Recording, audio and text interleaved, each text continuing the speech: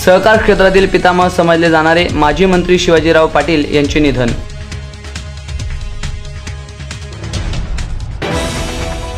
सहकार क्षेत्रातील पितामह समजले जाणारे ज्येष्ठ स्वतंत्र सैनिक, माजी मंत्री, माजी खासदार व शिरपूर साखर कारखान्याचे संस्थापक अध्यक्ष पद्मभूषण शिवाजीराव गिरधर पाटील यांचे दिनांक 22 जुलैला पहाटे 5 वाजता निधन झाले।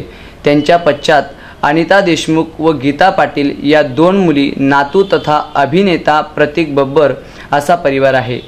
दिवंगत अभिनेत्री स्मिता पाटील यांचे ते वडील होते। आज त्यांच्या गावी म्हणजेच शिरपूर येथे त्यांचा अंत्यविधी करण्यात आला। स्मिता पाटील पब्लिक स्कूल येथे त्यांचे अंतिम दर्शनासाठी ठेवण्यात आले होते। यावेळी पोलीस प्रशासनाच्या वतीने हवेत 3 वेळा फायर करून त्यांना सलामी देण्यात आली। त्यांचा अंतिम दर्शन करीत त्यांचे जावई खासदार राज बब्बर, प्रतीक बब्बर, आर्य बब्बर उपस्थित होते। अनेक दिग्गज राजकारणी यांनी देखील शोक सभेत हजेरी लावली। शिवाजीराव पाटील यांचा जन्म जळगाव जिल्ह्यातील डांगरी येथे झाला। त्यांचे संपूर्ण कुटुंब स्वातंत्र्य लढ्यात सहभागी झाले होते। ज्येष्ठ बंधू कैलासवासी उत्तमराव पाटील, वहिनी कैलासवासी लीलावती पाटील यांच्यासह विविध क्रांतिकार्यात ते सहभागी झाले।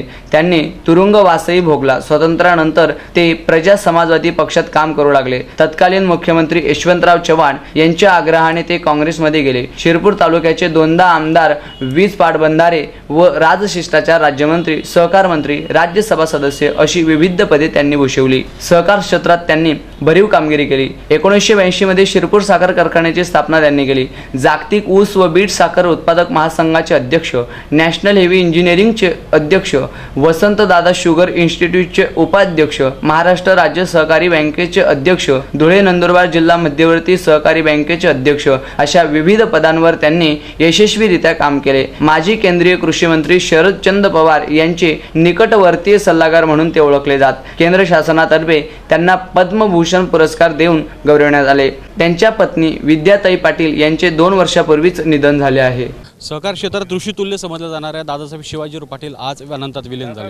त्यांच्या जाण्याने संपूर्ण धुळे जिल्ह्यामध्ये दुःखाचा डोंगर पसरला आहे। शिरपूर तालुक्यात त्यांचा आज अंत्यविधी करण्यात आला। माझ्या पाठीमागे पाहू शकता त्यांचा संपूर्ण परिवार इथं आला होता। सिने अभिनेता राज बब्बर, त्यांचा मुलगा प्रतीक बब्बरने या गोष्टीला अग्निडाग दिला। अनेक मातबर राजकारण्यांनी त्यांचा इथं दुःखामध्ये सामील झालेले आहेत।